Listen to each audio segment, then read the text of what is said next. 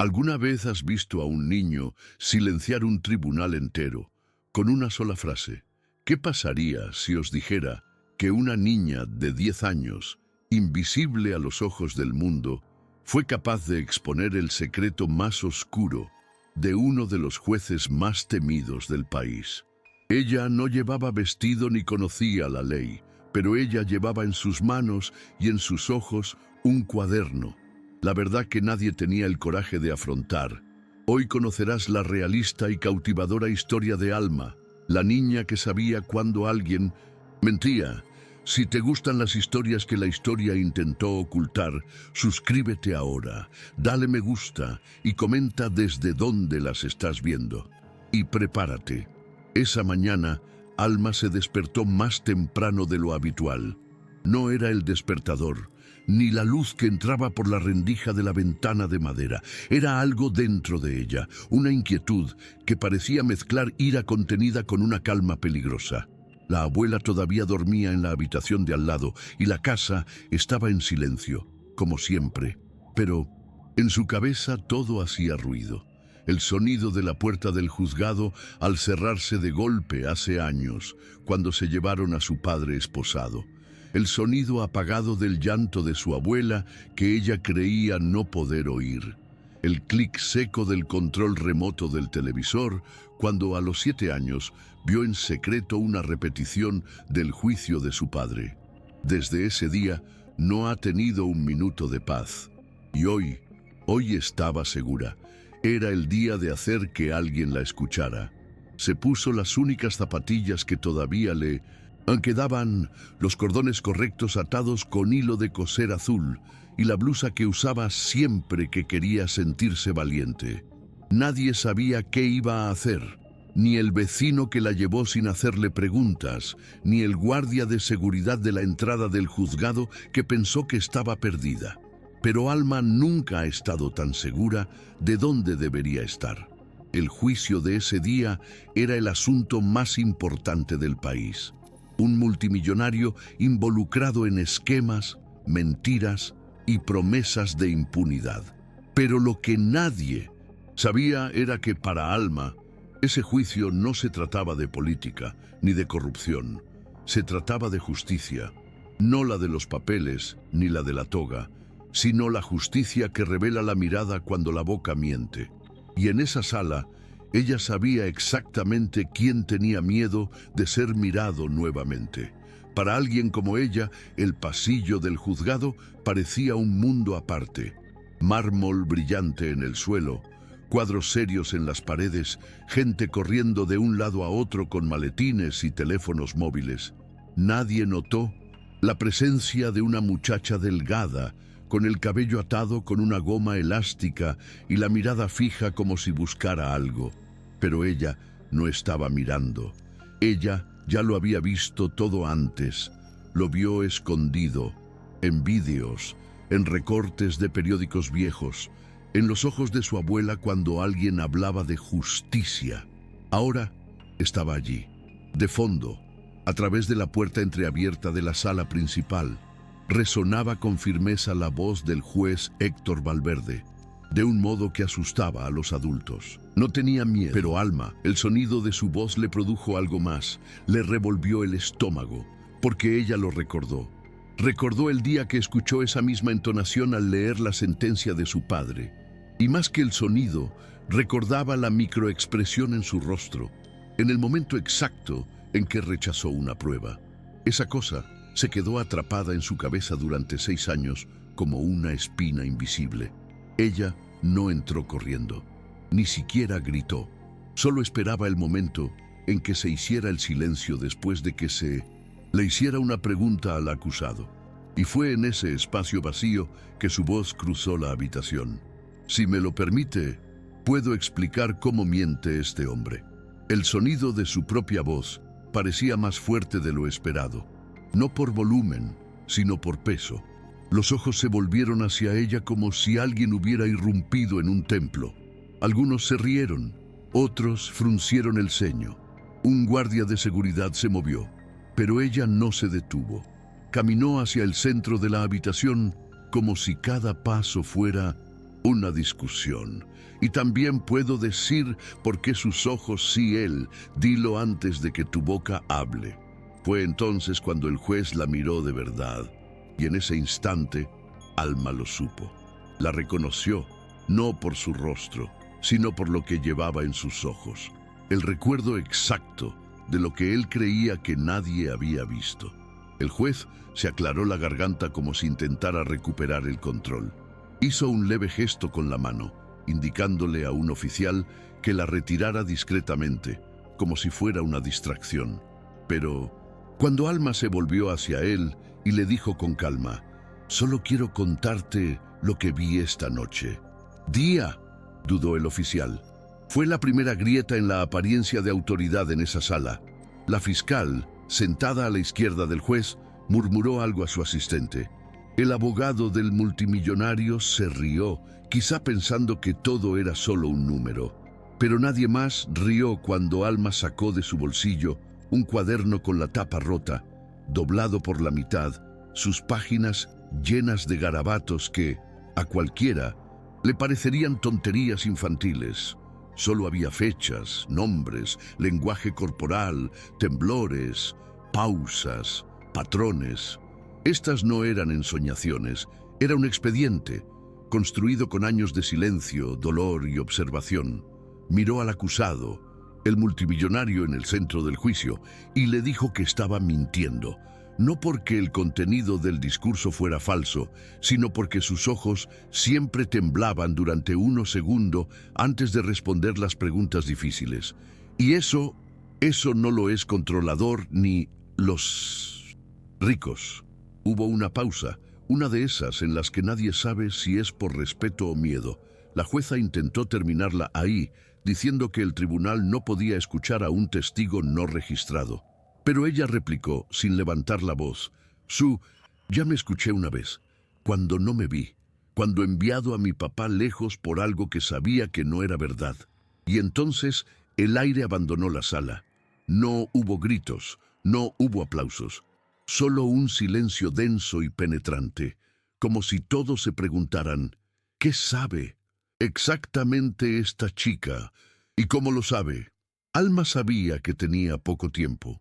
Notó la tensión en los hombros de los guardias de seguridad, la incomodidad en los ojos del juez y la irritación en el abogado del multimillonario, que ya estaba susurrando con otro hombre a su lado.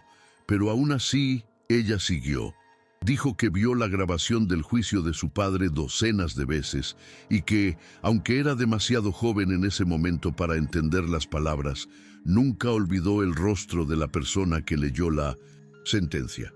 «No lo sabía lo que era una prueba, pero vi cómo tu mano tiene miedo cuando haya rechazado pecado leerla».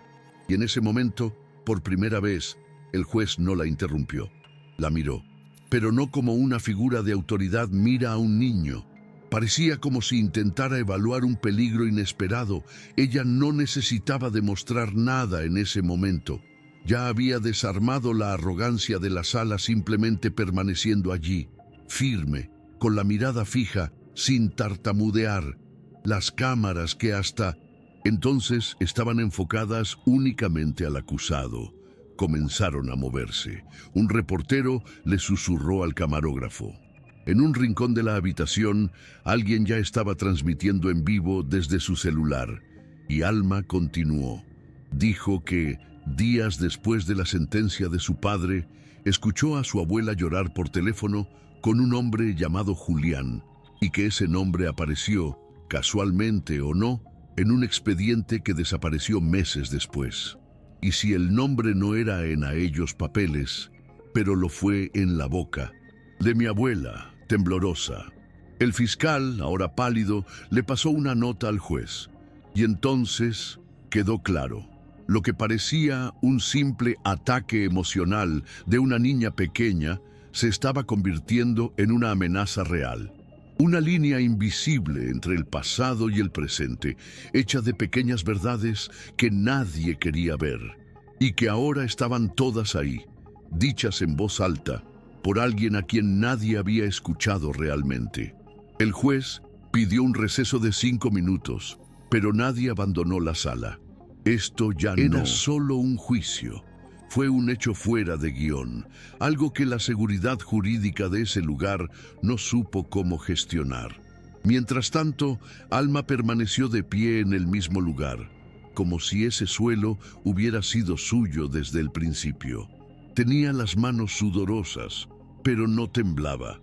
Ella ya había repetido esta escena en su mente cientos de veces. No en los detalles, por supuesto, sino en el sentimiento de finalmente ser escuchado. Cuando transcurrieron los 5 minutos, no hubo ningún anuncio formal. Solo los ruidos en la habitación se fueron quedando en silencio poco a poco, como si todos hubieran comprendido que era su turno. Y entonces hizo algo que nadie esperaba. Abrió su cuaderno y leyó, con voz firme, una lista de expresiones que había registrado.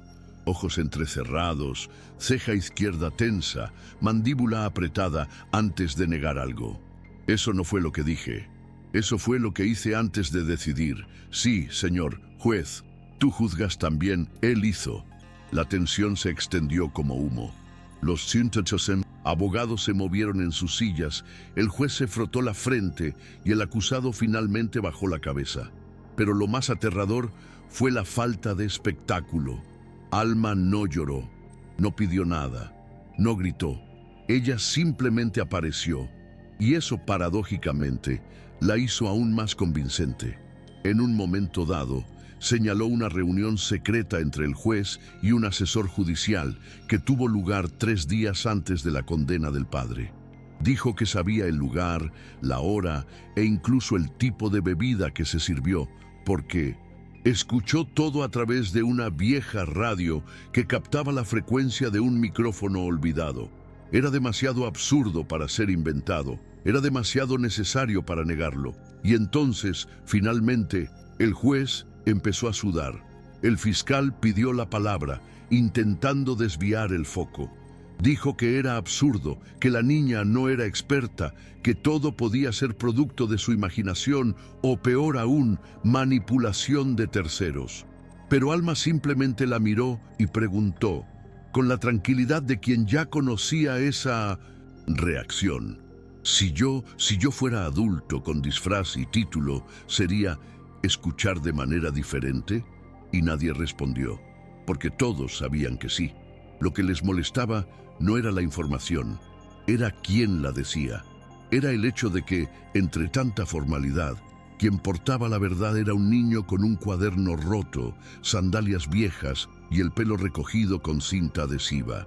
Era difícil aceptar que entre tantos médicos, el único que veía lo que nadie más veía era el que todos ignoraban. Luego se dirigió a la mesa del juez. No toqué nada. Ella simplemente lo miró a los ojos, con la misma intensidad que tenía a los 4 años, cuando vio cómo se llevaban a su padre unos hombres con corbata. Usted no se equivocó. Usted, elegido. La sentencia partió la sala en 2. Los más escépticos guardaron silencio. Quienes antes habían reído evitaron mirarla directamente. Y el juez no dijo nada, porque lo sabía. Porque algo le dolía por dentro, no por remordimiento, sino porque por fin se encontraba frente a alguien que lo había visto desnudo, sin el peso de su toga, sin el escudo del protocolo. Alma no quería venganza. Quería que alguien admitiera que la mentira no empezó con palabras, sino con omisiones, con miradas desviadas, con manos temblorosas. Y con jueces que condenan no por justicia, sino por conveniencia. El juez intentó recuperar el control de la situación. Golpeó el mazo más fuerte de lo necesario y dijo que la interrupción había terminado. Pero su voz salió más débil. No era la entonación habitual de autoridad, era la de alguien que intentaba mantener la máscara en su lugar. Entonces Alma hizo algo que desmanteló aún más esa atmósfera. Sacó una vieja foto de su padre de su mochila, lo mostró a la sala y simplemente dijo, «Este hombre fue condenado sin pruebas, con solo su palabra, juez». El impacto fue instantáneo. El rostro del padre impreso en papel viejo, combinado con la voz serena de la niña, provocó una reacción inesperada. culpa, un sentimiento ajeno a los procedimientos legales, pero que en ese instante invadió cada rincón de la sala. Fue entonces cuando ocurrió lo inesperado. Uno de los abogados presentes, un hombre de cabello gris, que no era miembro de la defensa ni de la acusación, levantó la mano y pidió hablar. Dijo que hace años había formado parte de un comité que revisaba decisiones controvertidas y que el nombre del padre de Alma había sido mencionado pero descartado por falta de relevancia. Parecía avergonzado, como si admitiera una cobardía olvidada, y eso fue suficiente para encender otra chispa. Un periodista se levantó desde atrás y gritó: ¿alguien grabó esa audiencia? Otro respondió: tengo una copia de la fecha del juicio. Ya puedo subirla al archivo del canal. La estructura formal de la justicia había sido violada desde dentro. Ya no se trataba del caso del multimillonario. Se trataba de todo lo que la justicia había estado tragando durante años y ahora escupía, gracias al coraje de una niña que solo tenía como armas su propio recuerdo y la certeza de que el cuerpo humano no miente cuando intenta ocultar la verdad. Mientras los murmullos se hacían más fuertes y los teléfonos celulares empezaban a vibrar con mensajes del exterior, Alma se alejó del centro de la habitación y se apoyó discretamente en una de las columnas de madera. No porque estuviera cansado, sino porque sentí que lo esencial ya estaba dicho.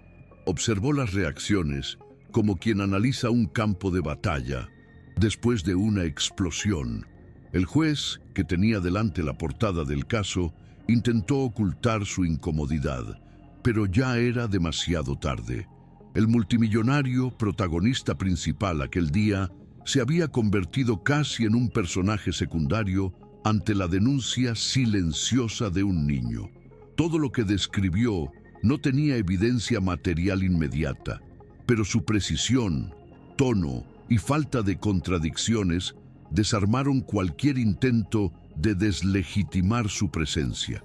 Fue en ese momento cuando los periodistas empezaron a salir corriendo de la sala, no porque hubieran perdido el interés, sino porque comprendieron la magnitud del asunto. La historia ahora era diferente.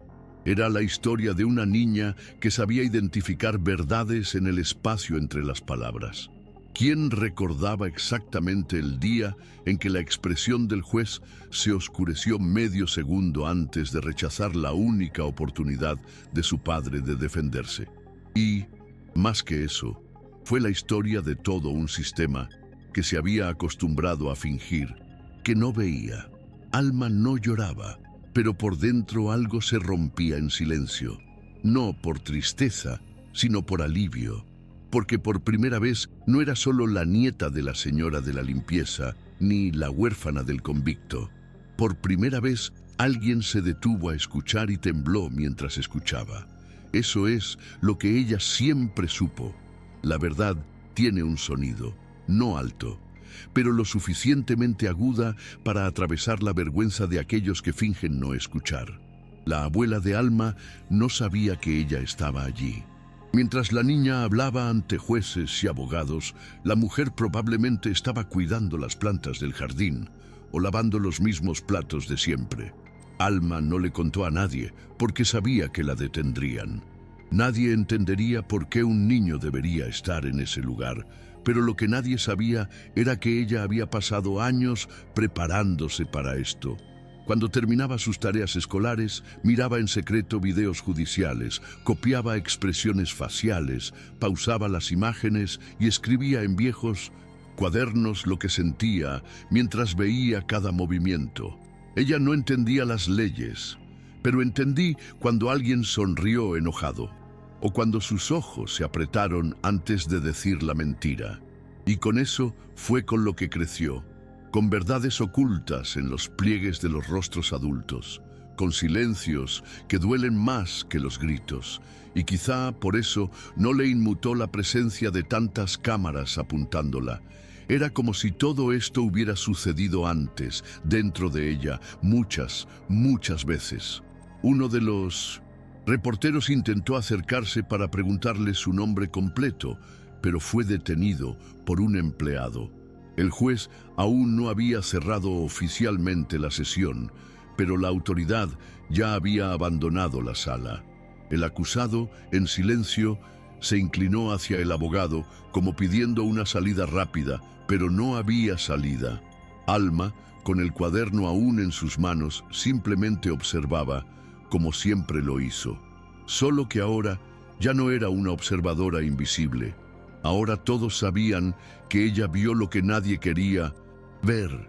Y esa conciencia hacía que los rostros se sintieran incómodos, como si se hubiera colocado un espejo en el centro de la habitación, no para reflejar imágenes, sino para mostrar lo que se había ignorado durante años.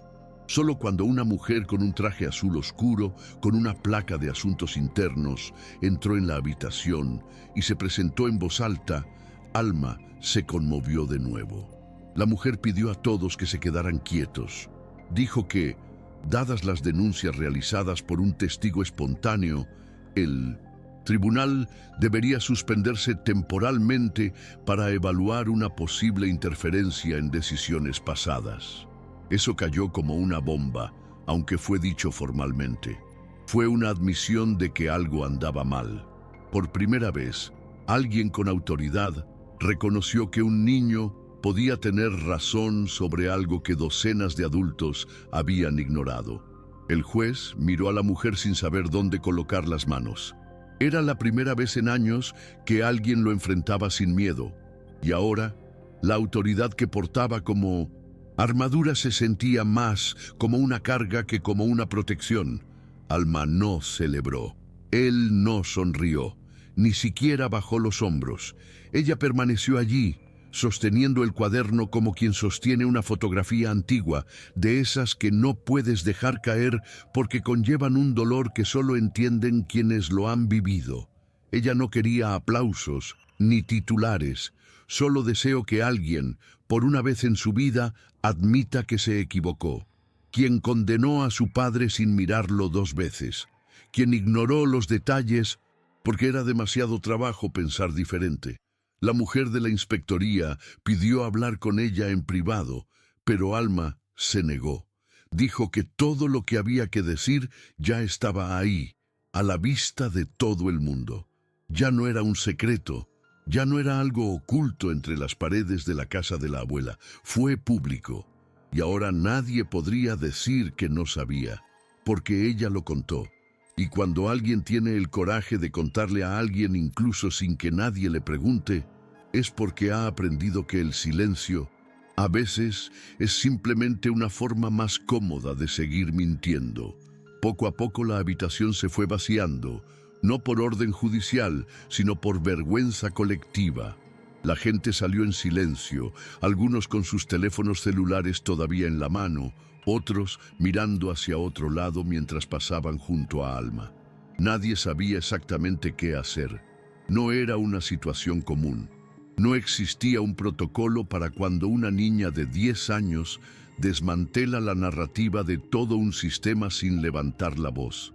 La única que se quedó hasta el final, sentada al fondo, fue una mujer de pelo gris que no parecía ser de allí.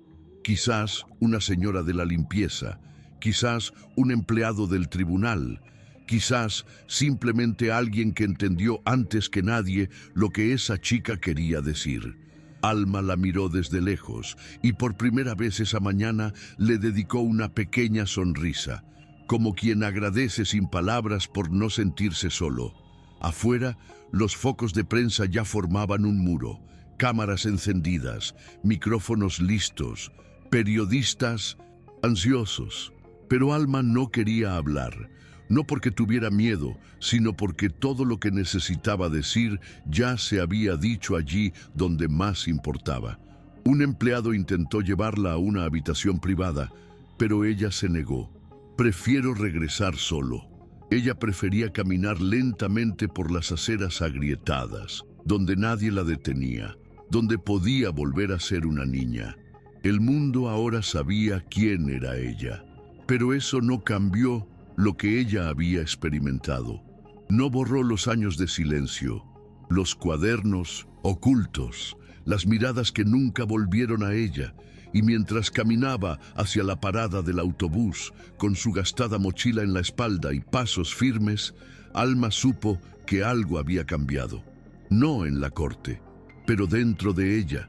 Por primera vez, ella no era solo alguien que miraba, era alguien que fue visto. Cuando llegó a casa, su abuela estaba barriendo el patio, como siempre hacía a última hora de la mañana. Ella levantó la vista cuando vio a Alma entrando por la puerta oxidada y frunció el ceño, sorprendida por la mochila que llevaba sobre sus hombros tan temprano. Antes de que pudiera preguntar, Alma simplemente dijo: «Fui a la corte». La mujer dejó caer la escoba en el mismo momento. La reacción no fue de ira ni de miedo. Fue un silencio temeroso, de ese tipo que solo puede lograr alguien que carga con culpa y preocupación al mismo tiempo.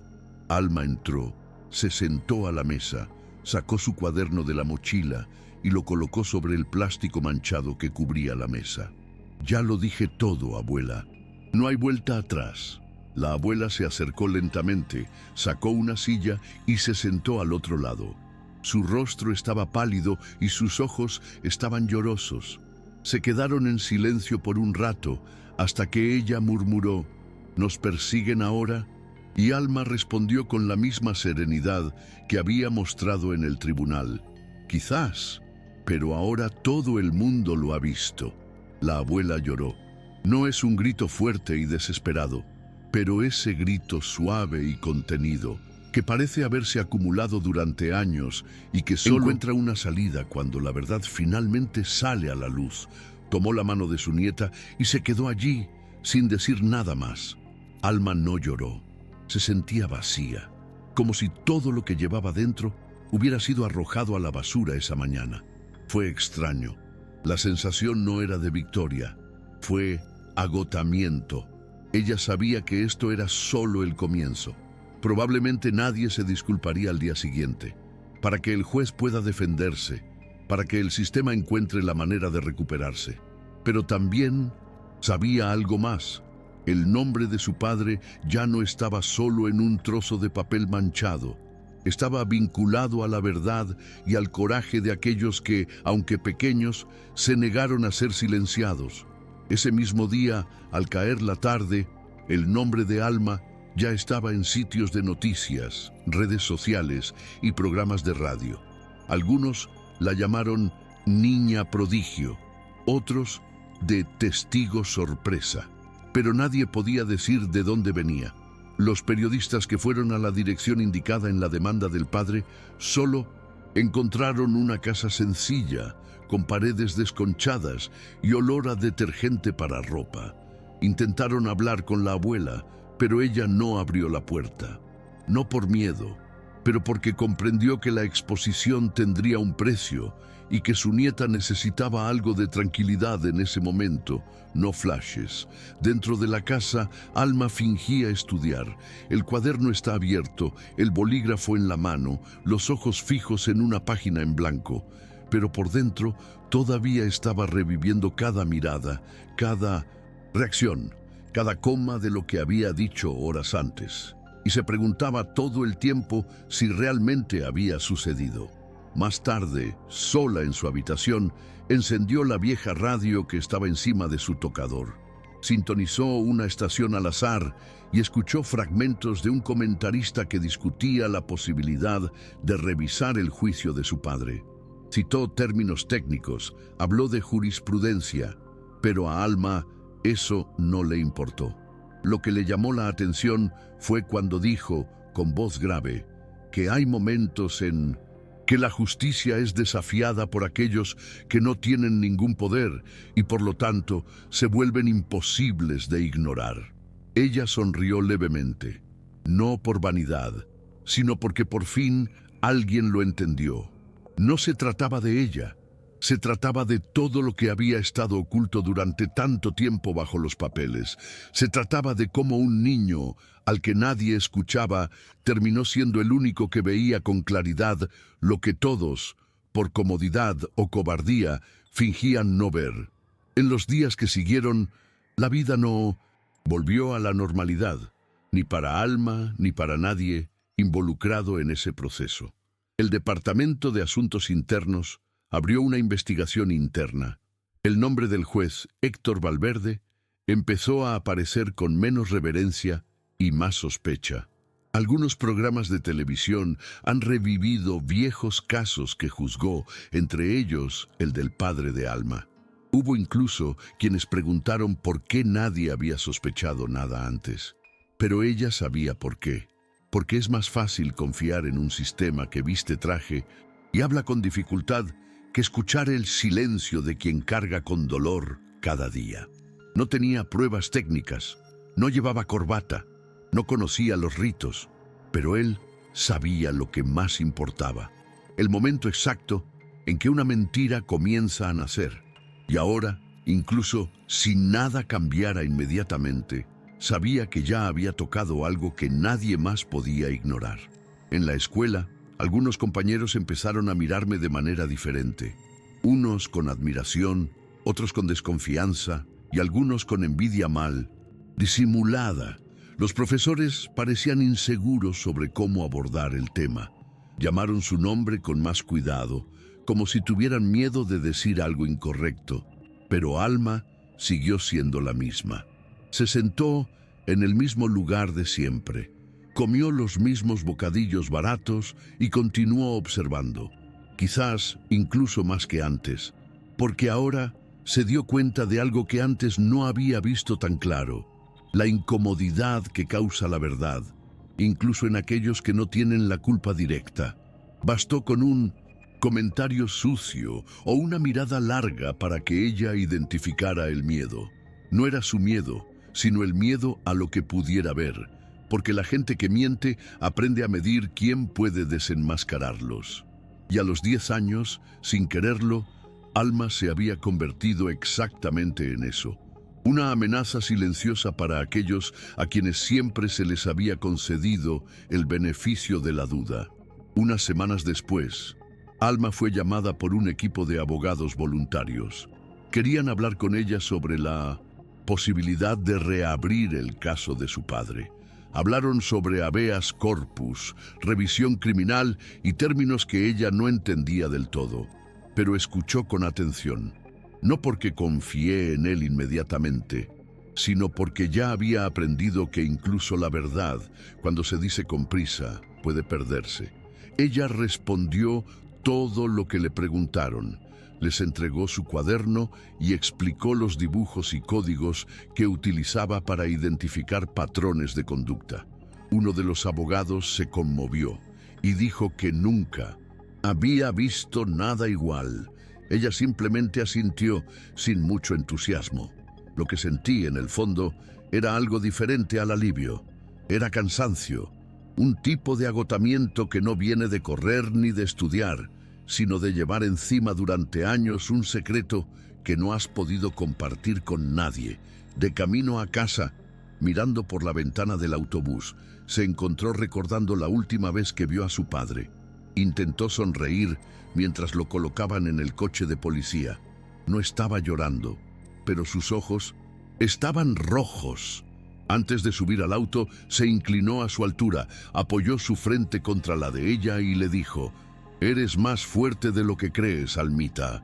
Ella no entendió en ese momento. Era demasiado pequeño. Solo quería que él volviera a casa y llevara su mochila en la espalda como lo hacía cuando iban al supermercado. Ahora, al repasar esa escena en mi memoria, todo tenía sentido. El padre ya lo sabía. Sabía que nadie le creería. Sabía que tal vez nunca volvería a verla, pero también sabía que le había dejado algo más grande que cualquier defensa legal: la capacidad de mirar a la gente a los ojos y reconocer la verdad. Eso fue lo que entregó en ese último toque en la frente. Y eso fue lo que llevó a los tribunales. En televisión, su imagen ya no era nueva. Algunos canales utilizaron su discurso como símbolo de resistencia. Otros intentaron restarle importancia a lo sucedido, diciendo que fue suerte, que ella simplemente repitió lo que escuchó de su abuela. Pero los que estaban en esa sala sabían la diferencia. Era imposible fingir que lo que hizo fue una casualidad. Las expresiones que señaló, los detalles que citó, la precisión de sus palabras, todo esto no fue resultado del ensayo, sino de la experiencia. Aún así, algunos intentaron desacreditarla, y eso, en cierto modo, no la sorprendió. Desde muy pequeña supo que al mundo no le gusta que lo desenmascaren.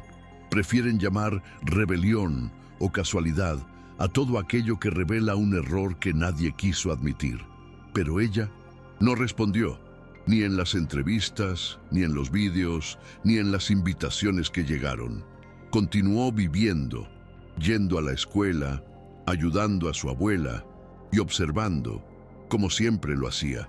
Un día, caminando hacia la panadería, Alma se cruzó con un hombre que vestía un traje oscuro y gafas de espejo. La reconoció inmediatamente. Se detuvo en la acera, se quitó las gafas y preguntó en tono informal: «Eres la chica de la cancha, ¿verdad?». Ella simplemente asintió. Se presentó como periodista, dijo que realmente quería entrevistarla. Prometió no sensacionalizarlo y aseguró que será respetuoso. Alma lo miró con calma, sin responder de inmediato. Luego dijo, sin cambiar el tono: «No quiero contarlo otra vez. La gente oye lo que digo, pero todavía no ve lo que yo vi». Parecía desconcertado. Él intentó discutir, pero ella ya había seguido adelante. No por mala educación, sino porque entendió que algunas verdades no caben en un informe. Son demasiado grandes para ser editados. Y lo que vivió le dolió y dijo, ya quedó marcado donde más importaba, en la conciencia de quien lo escuchó, y no pudo volver a dormir igual. Pasó un tiempo hasta que el caso del padre se reabrió. Al sistema no le gusta volver atrás. Cada vez que un abogado diferente se hacía cargo del caso, surgían nuevas preguntas, viejos obstáculos y esa fatiga burocrática que parece diseñada para agotar cualquier intento de justicia. Pero Alma no se desesperó. Estaba esperando, como siempre lo hizo. Corría con titulares y planes. Ella volvió a estudiar sola en el patio trasero, observando insectos, vecinos, sombras y gestos. Fue allí donde se sintió en paz. Fue observando que aprendió todo lo que sabía. Y fue observando que siguió creciendo. Ella no quería ser famosa ni reconocida. Lo que él quería, en el fondo, era saber que el recuerdo que llevaba de su padre no era una mentira sostenida por personas vinculadas. Desearía poder decir un día a la cara que no me quedé callado. Meses después, una mañana, la abuela recibió una llamada. Era de la Defensoría del Pueblo. La sentencia del padre había sido suspendida provisionalmente y sería trasladado a arresto domiciliario mientras se revisaba el caso. La abuela colgó el teléfono sin saber qué decir. Se sentó lentamente, como si necesitara confirmar mentalmente si había escuchado correctamente. Alma estaba en su habitación, dibujando en silencio, cuando vio a su abuela parada en la puerta. No hubo fiesta. No hubo saltos de alegría, solo un intercambio de miradas que significaron más que cualquier palabra. Por primera vez en años, hubo un atisbo de posibilidad. No era una libertad completa, pero fue un comienzo. Fue el sistema admitiendo, aunque no lo dijera en voz alta, que podía haber cometido un error. Y aunque todo era aún incierto, ese momento valió cada lágrima que Alma contenía en su interior, porque al fin y al cabo, el silencio que llevaba ya no era solo suyo. Cuando papá regresó, no fue como en las películas. No hubo bandera, ni recepción con abrazos interminables. Llegó en un vehículo sencillo, escoltado por 2 oficiales que no miraron a nadie a los ojos. Estaba más delgado, con profundas ojeras y una expresión que mezclaba alivio y desconfianza. La abuela lo abrazó primero, lloró suavemente, como quien lleva en sí un perdón que jamás podrá pronunciar en voz alta. Alma estaba allí, a unos 3 pasos de distancia, sosteniendo el mismo cuaderno donde había escrito todo. Su padre la miró y sonrió, pero era una sonrisa contenida y rota, como alguien que todavía no sabe si puede permitirse sentirse así. Ella se acercó lentamente. Él se agachó, como lo había hecho años atrás, y ella colocó su frente contra la de él, de la misma manera. No dijeron nada, pero allí, en ese silencio, todo estaba allí. Eso era lo que faltaba el día de la detención. Fue lo que quedó con los años de ausencia. Los días siguientes fueron difíciles. El padre parecía un extraño en su propia casa. Comía poco, dormía mal y evitaba hablar de todo lo vivido. Alma respetada, sabía que cada uno tenía su tiempo, pero también sabía que el tiempo solo no cura nada. Se necesitó coraje para mirar lo que dolía, y poco a poco empezó a preguntar sobre lo que pasó en el tribunal, sobre lo que ella dijo, sobre cómo ella lo sabía todo. Lo contó por partes, con calma, sin alardes. Cuando terminó, permaneció en silencio durante un largo rato, con los ojos llenos de lágrimas. Luego le pasó la mano por el pelo y simplemente dijo, «Gracias». No fue un agradecimiento formal, fue una especie de gratitud que conlleva dolor, sorpresa y orgullo a la vez. Alma simplemente sonrió, como alguien que entiende que, a veces, todo lo que se necesita es que alguien lo escuche para comenzar a sanar por dentro. La noticia de la liberación provisional del padre no generó conmoción pública. Ningún canal de televisión volvió a hablar del caso. Ninguna autoridad ha hecho comentarios oficialmente. El sistema prefería el silencio. Era más seguro dejar que el polvo se asentara que asumir que una niña de 10 años había desmantelado por sí sola una cadena de decisiones injustas. Pero a Alma eso no le importó. Ella no quería la fama. Yo quería la paz. Y la paz, para ella, era oír los pasos de su padre en la cocina, aunque todavía fueran lentos y vacilantes. Fue ver a la abuela sonreír por unos segundos sin culpa. Fue como poder guardar el cuaderno en un cajón y dejarlo finalmente cerrado. Porque ahora, aunque nadie más lo reconociera, ella sabía que lo que había hecho había cambiado el curso de la historia. No solo de ella, pero de ellos. Una tarde, mientras lavaba los platos, escuchó a su padre hablando con un vecino en la puerta. Él habló en voz baja, pero ella reconoció el tono. Era el mismo que antes de que todo se desmoronara. Hablaban de trabajo, de empezar de nuevo, de probar algo con un amigo en un taller. Era la primera vez que se permitía soñar en voz alta desde que había regresado. Y eso, para Alma, valía más que cualquier titular, porque significaba que creía que todavía podía haber un futuro y que tal vez sería posible reconstruir algo después de estar roto durante tanto tiempo. Ella no se entrometió en la conversación. Simplemente se secó las manos con un paño viejo y regresó a su habitación. Se sentó en la cama y miró por la ventana. El cielo estaba nublado, pero había luz. Y por primera vez en mucho tiempo, se permitió sentir algo que había olvidado: esperanza. No una esperanza ingenua, sino la esperanza que viene después de la verdad.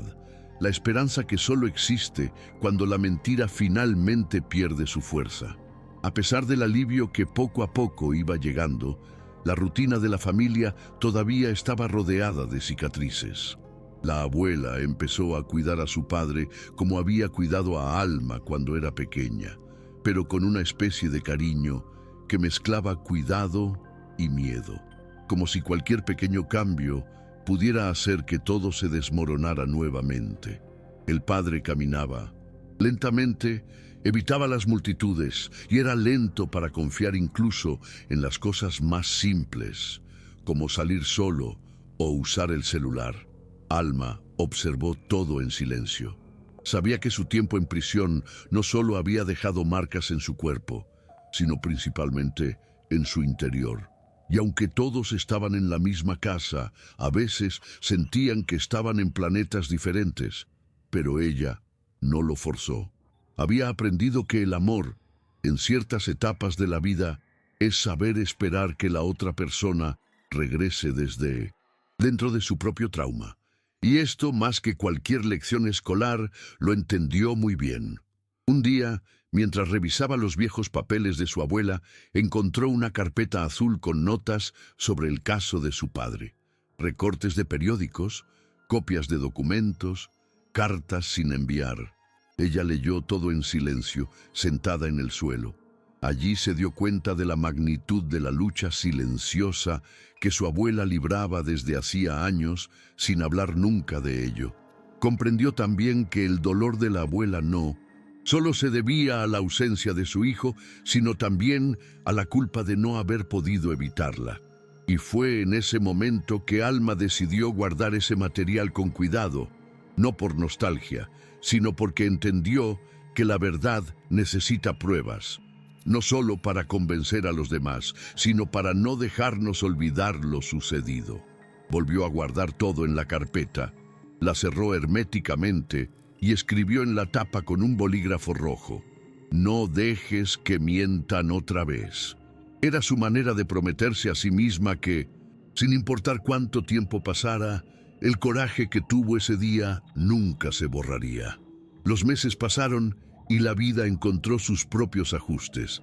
El padre consiguió un trabajo sencillo en un taller de neumáticos en las afueras, donde casi nadie lo reconoció. Regresaría a casa cubierto de grasa, con los brazos cansados, pero la mirada un poco más firme. La abuela retomó su rutina con más facilidad, colgando la ropa en el tendedero mientras tarareaba viejas canciones que Alma nunca había escuchado. Alma, poco a poco, volvió a ser solo una niña. A veces me sentaba en la puerta a observar el movimiento en la calle. Otros ayudaban a su vecina con sus bolsas o le prestaban su cuaderno a un compañero de escuela. Pero aún así, había algo diferente en ella, un peso invisible en su mirada, como si cargara con la responsabilidad de haber visto demasiado, de haber dicho lo que nadie tuvo el coraje de decir.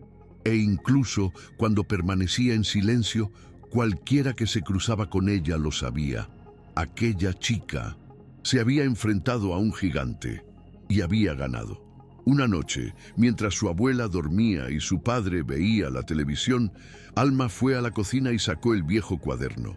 La cubierta estaba desgastada, algunas páginas estaban sueltas, pero seguía siendo el mismo, el que contenía cada nota, cada expresión, cada signo que había descifrado a lo largo de los años.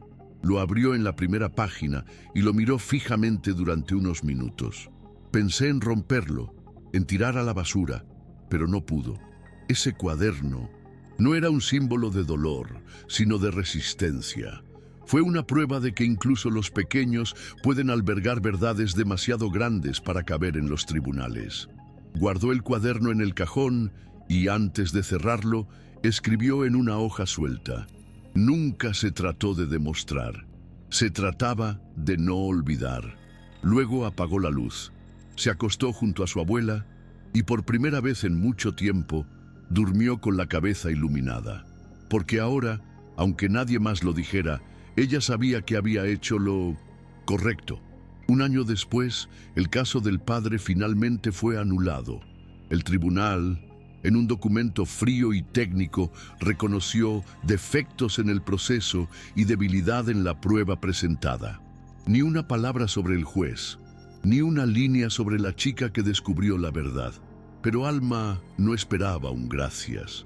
Ya había comprendido demasiado pronto que el mundo rara vez da crédito a quien no lleva un título o un apellido prestigioso.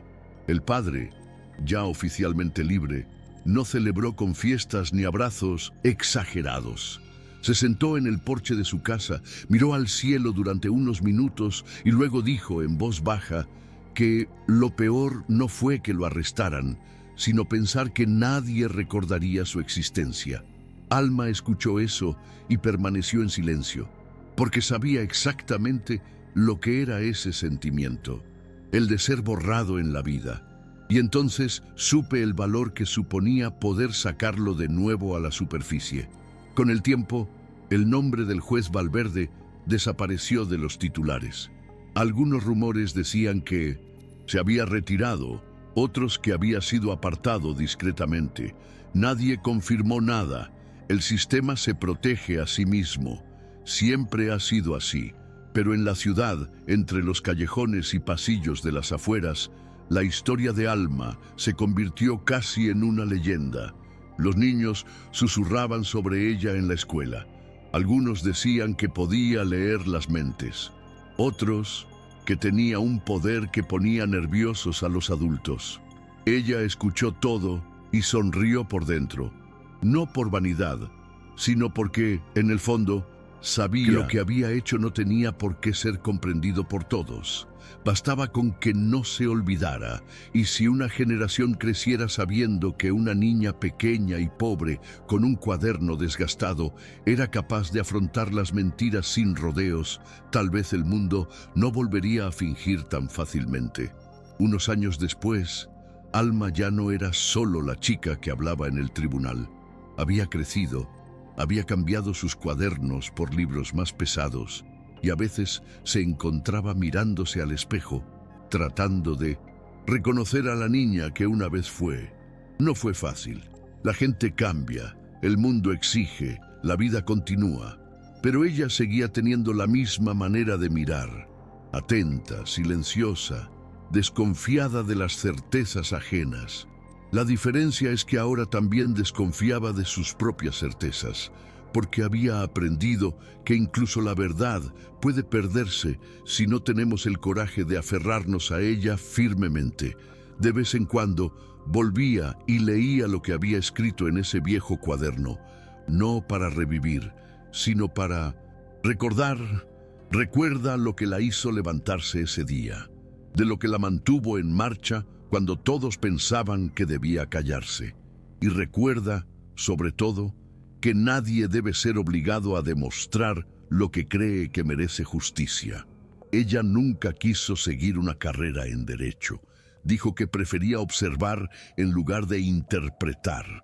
Pero acabó, sin quererlo, convirtiéndose en un referente entre aquellos que querían saber más sobre el lenguaje no verbal, la mentira y el poder. Algunas universidades la invitaron a hablar en eventos. Ella rechazó casi todos. Dijo que no sabía enseñar, solo sabía contar lo que veía. Y quizá por eso sus historias eran tan conmovedoras, porque eran reales, crudos, no ensayados. No necesitaba inventar nada, solo tenía que recordar.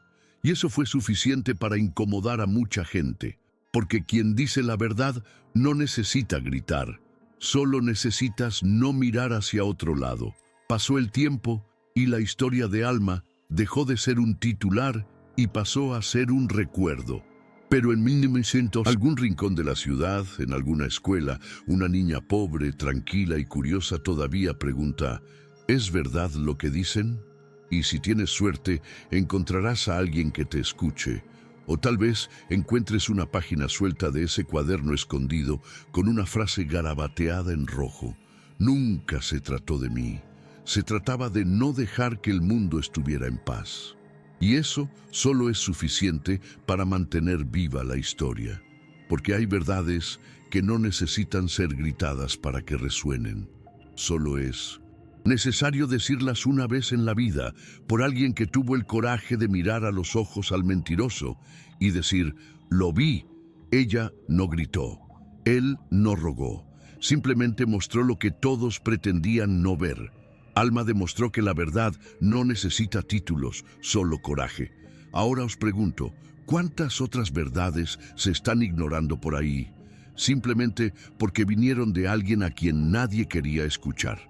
Si esta historia te conmovió, deja un me gusta, activa la campana y compártela con alguien que necesite escuchar esto hoy. Nos vemos la próxima vez que nos sumerjamos en las sombras de la historia.